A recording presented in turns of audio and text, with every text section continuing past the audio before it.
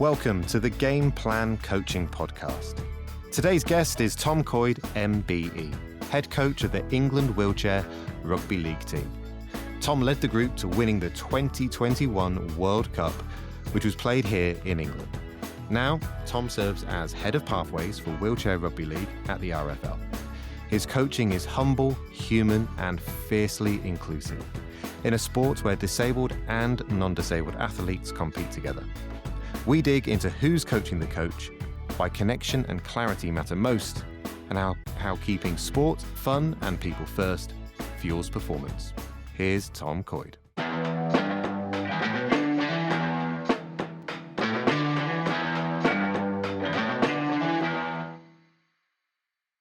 I hear lots of coaches talk about how they get imposter syndrome from time to time. I certainly have a dose of that this morning, speaking to the next guest on our podcast, the fantastic Mr. Tom Coyd. Tom, welcome to the pod. Thank you, Tom. Ditto here with the imposter syndrome. And like in preparation for our conversation, that I was feeling plenty of that really, just to look forward to have the opportunity to talk about my coaching experience and the knowledge that I've been lucky enough to pick up. Hope that I can impart a few nuggets of wisdom for the listeners today. I'm sure you will, Tom. And I'm really looking forward to the next half an hour or so. And as our listeners will know, we have three distinct parts to our podcast. We'll kick off in a second and get to know a bit more about you.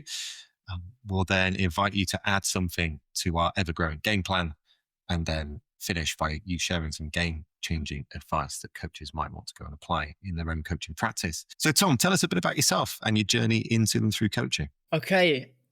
I started coaching when I was 10 years old, very reluctantly. Born and raised in the southeast of England, Gillingham, Kent, and growing up with a father from Warrington, which is in the rugby league heartlands, was kind of surrounded by and soaked up via osmosis the sport of rugby league.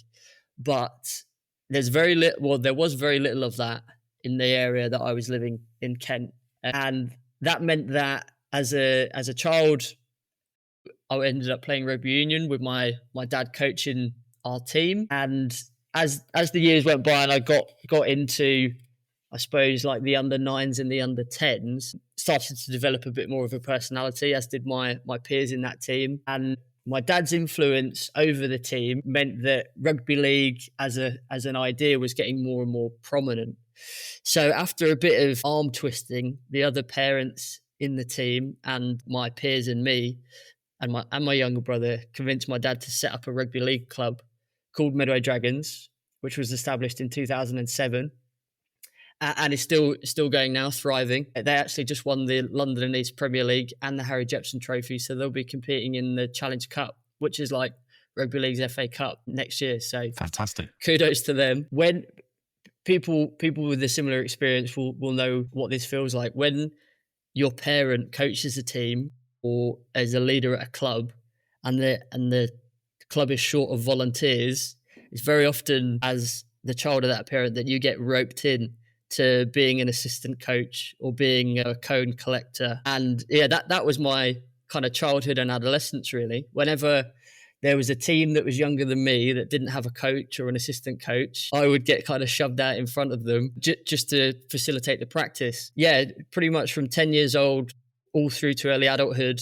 That was when one of your parents asks for help, you don't say no, do you?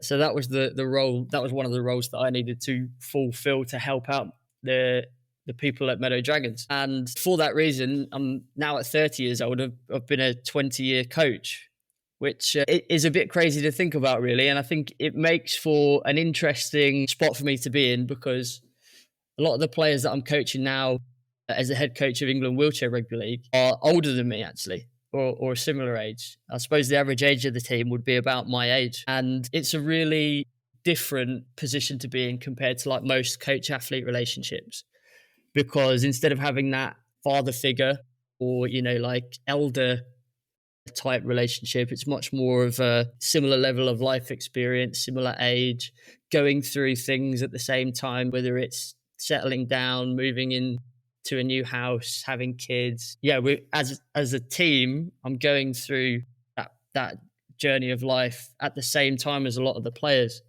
So I try to use that to my advantage, really, and keep connection at the forefront of my um my coaching style. Surely that has pros and cons, and you could turn that to an advantage.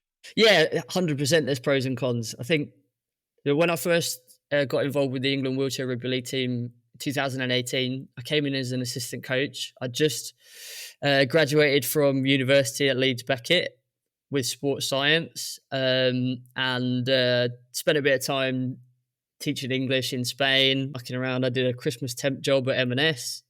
So, you know, I did all of that. And then when I came back home, the England wheelchair rugby league team had their training base at Medway Park, which is just around the corner from my house. And I was asked to apply for the role of assistant coach. And at that time, I would have been 22, 23. And I think the oldest player in the team was about 48. So more than twice my age. To come in, try and tell people what to do, which is some people's version of what a coach is, that was never going to fly. So I was forced to come up with a different strategy, which was to observe and to learn, and to pick up as much as I could from the players as you know, like sporting athletes, but also as people. I think it's relevant to explain that wheelchair rugby league is a fully inclusive sport. So it's played by disabled and non-disabled athletes, which is really, really unique. And that's at all levels, like all the way to elite international competition.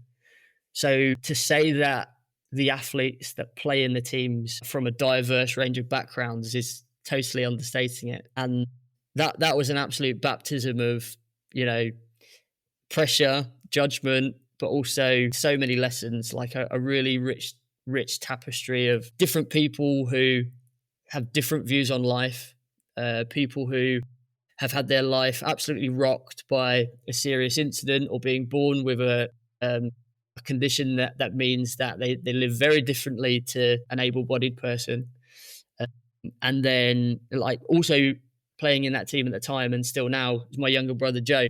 So at the same time as kind of being dropped into an elite level environment with loads of different types of athletes, I've also got a coach, my brother, and kind of compartmentalize the being a brother and having that, you know, like healthy, fun sibling rivalry whilst having difficult performance conversations and being able to critique one another. Like having to navigate all of that as a really, really young coach was pretty difficult. But yeah, as I'm now 20 years into my coaching journey, I'm really, really grateful for that crazy experience. Sounds like you've had to develop a whole range of skills that perhaps a lot of coaches wouldn't necessarily experience or need to, but really early in your journey. How's that shaped what you do now? Yeah, I think, yeah, I'm really grateful for that. I definitely wasn't grateful for it at the time. Like I said, when I first had to coach because my dad needed me to, I was super reluctant about it and didn't look forward to running training sessions and having like 20 people stood in front of me expecting me to deliver, you know, these salient technical or tactical points, and me at that stage still not really knowing how to win or play a game of rugby because I was still playing and working stuff out for myself at that time. But yeah, I suppose that my journey is one of reluctance and being forced to learn through the challenges that I've had in front of me. And yeah, not many, you're right, Tom, not many coaches would have the opportunity to experience coaching a sibling. They wouldn't have the experience of coaching a game that they hadn't ever played, because when I was 23 and joined the team, I had my running rugby coaching experience and I had my experience at university, but I'd never played or paid much attention to wheelchair rugby league. So it was a very much learning on the job affair. And I think probably the first thing that I learned was actual humility, not as a buzzword, but genuinely coming to all of those practices with a learning head first and not being worried about kind of proving myself or trying to establish myself as a leader in the group, because that wouldn't have been authentic. And I know now a lot of the players that were involved in the team then still are now. I know that was, whilst not necessarily deliberate, that was a really smart move at the time, because if I'd have gone in there with my elbows out, acting like I had the silver bullet to change the team around, I would have turned off a lot of people. It's funny how humility and vulnerability just features so often in conversations I find myself having with coaches, and coaches who recognize that not knowing all the answers by working alongside the athletes rather than having a hierarchy definitely creates a really helpful dynamic for the team. Absolutely. Yeah. And, I think a lot about the coach's journey as you move through aging as a person and having more and more experience in your sport. And I think typically coaches will go from a very co-creative mindset to getting potentially more authoritative and more dictatorial as they age, because sometimes people tend to get a bit more grumpy and a bit more blunt as they get older. And the more experience you have, the more you think you know, and therefore you feel like you can afford to be a bit more fixed in the way that you see the world and you see your sport. So I really hope that whilst my experience develops and I age and get more and more established as an elite level coach, I hope that I don't lose that balance of wanting to be a co-creator, wanting to be the sort of coach that players feel they can challenge if my messaging isn't clear, or if they have an experience which is an on-field experience which is super relevant, because I don't play, doesn't align with my vision of how I want the team to play. And yeah, I hope that I can always present myself as someone who's willing to be challenged by anybody in the environment. Call from Johnny Wilkinson's book that he spoke about in his early days at Newcastle Falcons. He felt really open as a player, right? In the respect that if a coach asked him to do anything, he'd say yes, and he'd go and give it a go, and he'd try things out. And because of that, he'd learn and play in different positions and would adapt really easily. And he says himself in the book that as he got older and more experienced, he became more and more fixed and rigid in terms of how he wanted the game to be played. And then his own performance, his mental preparation, his physical preparation, it became very ritualistic. And I can hear that in what you're saying, in the ability to just be able to let go of stuff and remain free, and having that at the front of your mind. Yeah, 100%. 100%. I mean, that's a little bit my approach to life, I like I like to keep my options open. And I think at the end of the day, we play sport for fun, don't we? Whilst, the higher you go, the more important it is to win for your job security and for your mental health. If you lose sight of the fact that sport's supposed to be fun, it's about community, it's about connection, the more and more fixed and the more and more fixated you get on the way that you want to be in your sport, I think you'll end up enjoying it less and less. I think Johnny Wilkinson spoke about that as well, hasn't he? Like losing the love for the sport. And I would never, as a leader in an environment, I would never want to be somebody that nudges a player or the team in general away from enjoyment, because you get your best performances, you find your flow state when you're having fun, as well as having like clarity over what the tactics and the techniques are. Totally agree. There's a wonderful, I'm going to call her a leader in the coaching landscape, called Kath Bishop. Some of the listeners might have heard of Kath, but she was a former Olympic rower and has had a variety of roles, a UN diplomat, author of a brilliant book called The Long Win. She writes for The Telegraph as well. But Kath kind of talks very frequently about having different metrics to measure success. Winning is important. We're not going to subtract from that at all. But there are other things that we need to be able to understand or consider when it comes to measuring the success of the work that we do, whether that's in sport and coaching or other aspects of our life. And sometimes if we get too narrowly focused on one thing, there's only one way we can win, then the chances of winning probably diminish because you're narrowing your options. But then everything becomes all or nothing. And then that inhibits your behavior. It inhibits your outlook. And then all of a sudden you're probably losing more than you're gaining. Yeah, 100%. And to be honest, like being such a young coach in high level sport, that part of it is played to my advantage as well, because like when we were in the World Cup, the 2021 Rugby League World Cup, I just turned 27. And I remember going into the final which was live on the BBC. A couple of million people watched it, 5,000 people in the stadium, world record crowd, and like all my nearest and dearest there wanting to see me succeed. I remember going into that really content and like understanding that there's a certain amount of the outcome here that I can't control. And I think like youth probably helped me have that mindset at the time.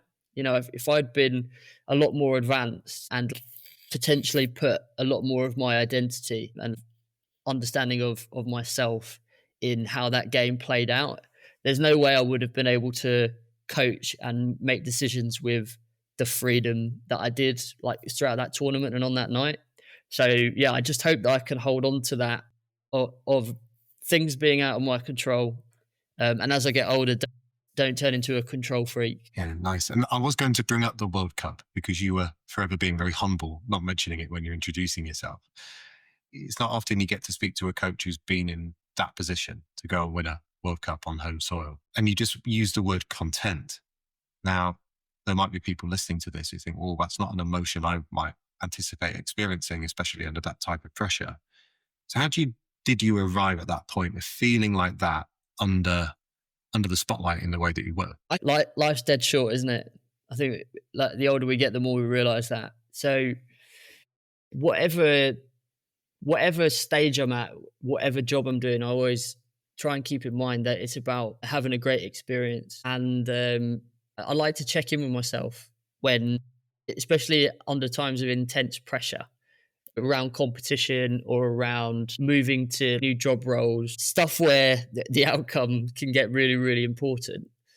I always like to try and check myself and remind myself that I'm just a little speck on this big rotating ball that we call planet Earth. And no matter what the result's going to be, whether it's a World Cup final or a job interview, all of the people that love me and that I love are still going to love me afterwards.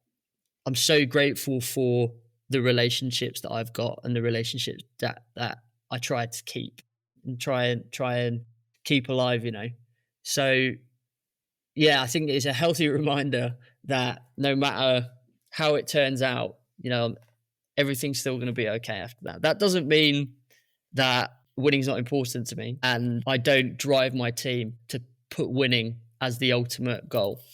But I've reflected loads on something that Leah Williams said after the Lionesses won the Euros this year. And she said that in one of the pre-game meetings, Serena Wiegmann had said, paraphrasing a little bit here, but she said to the team, you can win this final, but you don't have to. You don't have to win this. If the result doesn't go our way, it's going to be okay. And all of the things and all of the people that are important to you are still going to be important to you afterwards. Some people might think that that's taking the focus away from winning, but for me, that's taking the pressure off your players. It's very grounding. Yeah. Sounds very settling. Probably gives everybody real perspective. Yeah. On what's about to unfold. And like you said yourself, you can't control everything. When I was coaching at Arsenal a number of years ago, the head coach of the women's side was a guy called Joe Montemurro.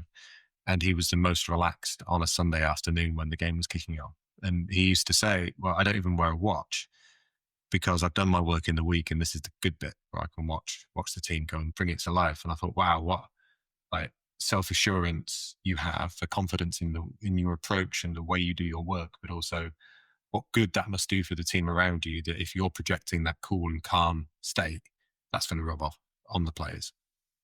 There's no more attuned being than a player in a team, is there, to how their coach is, what their energy's like. There's a really good documentary that we were lucky enough to be a part of called Made of Steel, which is still on iPlayer now, and it crescendos with the World Cup final. We had the BBC storybook team like implanted with us for the whole build up, and there's a moment about 10-15 minutes before the end of the game where I turned to our analyst at the time, Dave Banks, who's now the assistant coach with the team, and I just kind of like let out a big sigh and say, what a final, and kind of like appreciate how lucky I am to be like stood in the spot that I was on that night, because it was an epic game. And we scored with 3 minutes to go to win the game. So like in that moment, I was still able to have the awareness of how lucky am I to be in in this moment I am right now, experiencing all of this with all these people. Don't get me wrong, if we hadn't scored, if we'd have dropped the ball over the line, then I would have been absolutely beside myself. Yeah, perspective, Tom, absolutely. That's something to always keep in mind.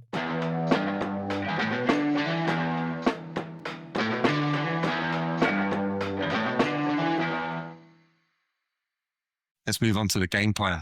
So in every episode, we're asking every guest to bring something to add to this shared book of ideas and stories and lessons that other coaches can learn from. Everybody so far has added something really unique. So what are you going to add? My add to the coaching game plan is going to be the question that every coach needs to answer, which is, who's coaching the coach? And that's something that I appreciate more and more every day, especially when it comes to those really intense periods. When I reflect back on the World Cup, that's obviously for a lot of sports, whether it's World Cup or Olympics, that's where your resource and your staff support intensifies.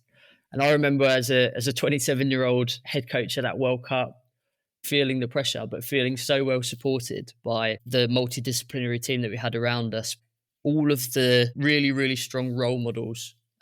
General manager was Martin Coyd, who's also my father. Martin Rothwell was my assistant coach, who does some brilliant thought leading and research in ecological dynamics and constraints-led approach, who I'm still in touch with now. Dave Banks, who has so much experience from the professional rugby league game, was working as our analyst.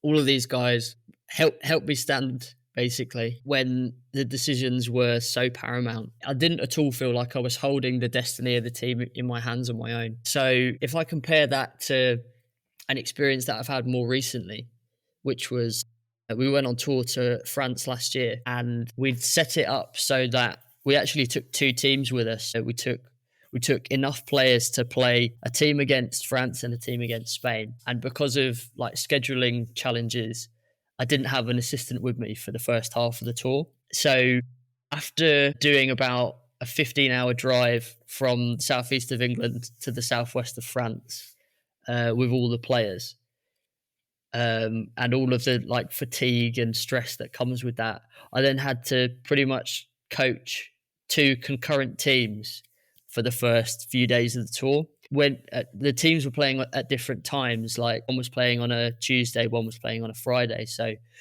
both teams were on completely different schedules, and having to manage the item list of this team's recovering, this team's training, but also the emotional cadence of, okay, this team needs to be kind of priming themselves emotionally for a game tomorrow, but this team's 3 days out from their big game.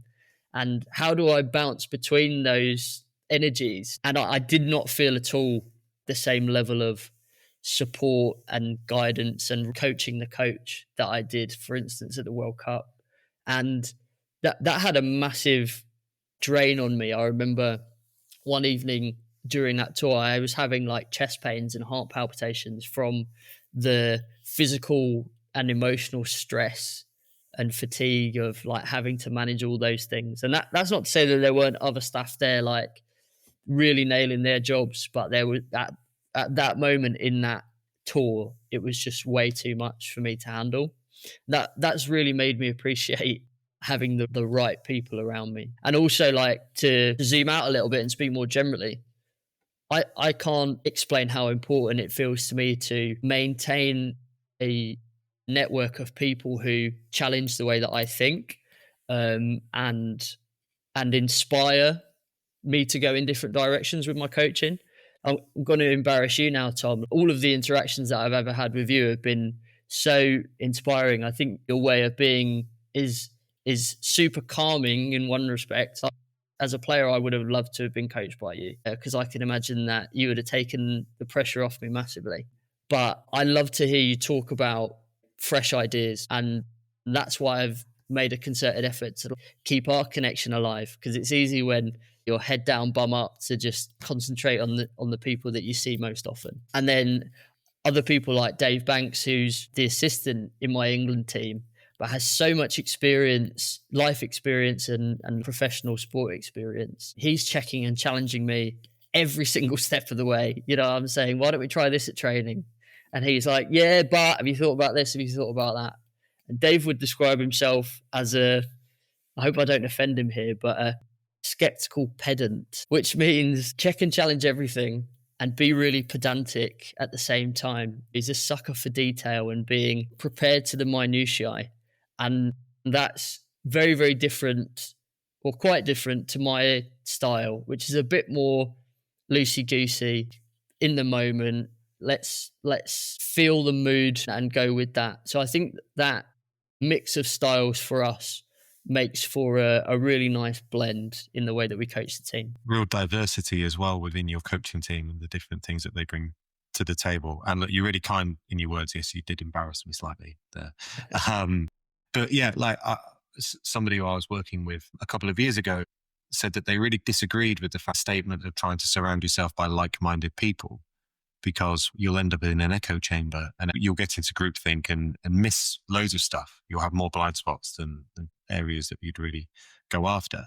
So surrounding yourself by enough people who see the world differently to you, but can provide the appropriate level of challenge. Doesn't sound as pithy, that, but it's a different mindset, because we could get into those cozy conversations really easily otherwise.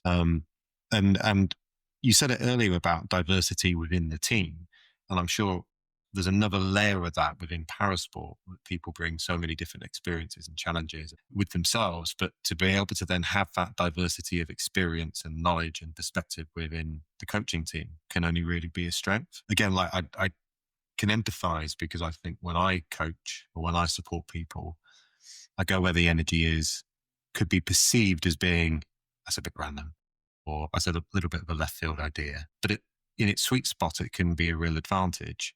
But any strength overplayed could become a weakness.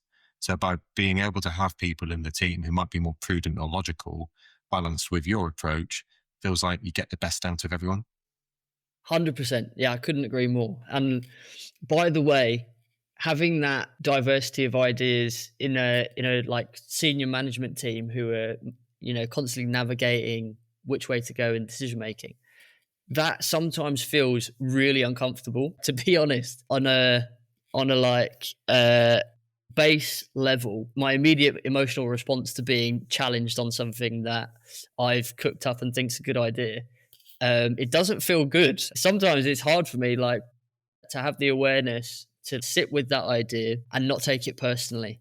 And I think that's probably one of the reasons why people end up in groupthink and avoiding those difficult conversations and not keeping people in their circle who make them feel uncomfortable in a productive way, because it is uncomfortable. And in short term, it's more stressful because you're constantly being held back is what it feels like. But in the end, the result is that if an idea or a theory or a message can run through that gauntlet of checking and challenging, it means that it's solid. It means that it's been stress tested and pulled apart and put back together. So by the time it gets to the team, or by the time it gets to finalizing that decision, it's a good chance that it's the right one. Yeah, I can see that completely. And I can see how the idea might evolve and change for the better through going through a process like that. The question I had, though, was around this barrier between how ideas might develop as a coaching team and how and when and at what point that's then shared with the players. Because I can imagine taking embryonic ideas with a playing team who probably want some certainty and clarity about their roles might feel a bit disruptive or unsettling. So how do you know it's the right time to bring something across and share it with the athletes? So Dave and I's coaching process would be something somewhere between 50 and 250 WhatsApp messages on most days, going back and forth on a brand new idea or something that we've been rolling over for a while.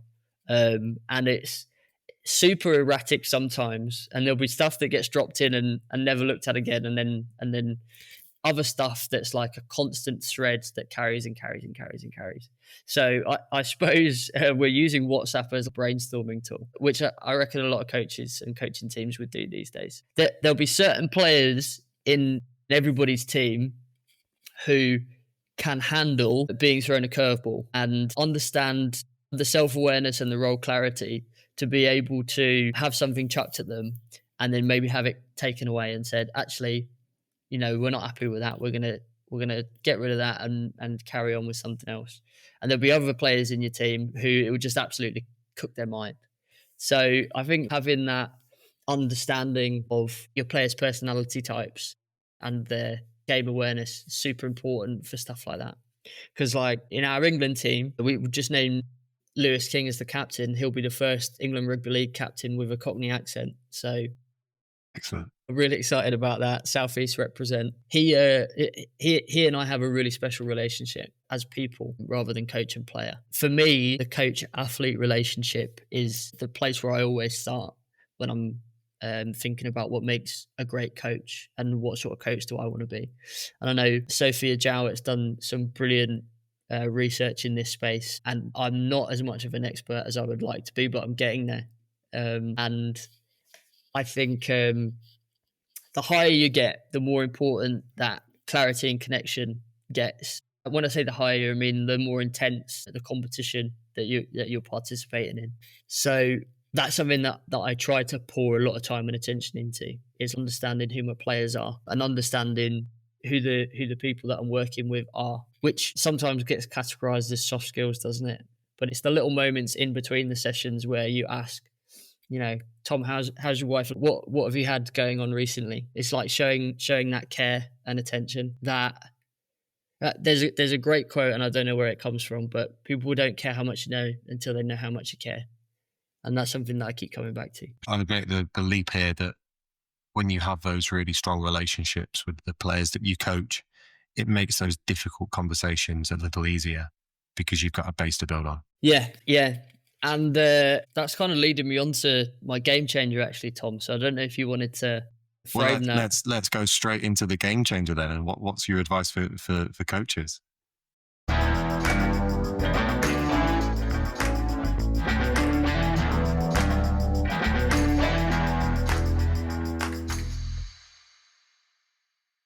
So my biggest learning, my biggest game changer is ensuring that between you and your players, there's connection and clarity. Because when I think about the 2021 World Cup, our coaching strategy in terms of how we set up the team was effectively to just, wheelchair rugby league's a five-a-side sport. So our strategy was to pick the best 5 players and give them some things that we wanted them to go out there and execute, but basically pick the best 5 players and get them on the pitch, make sure that they filled the space on there, and just let them go out there and do their thing, which of course has its own pros and cons.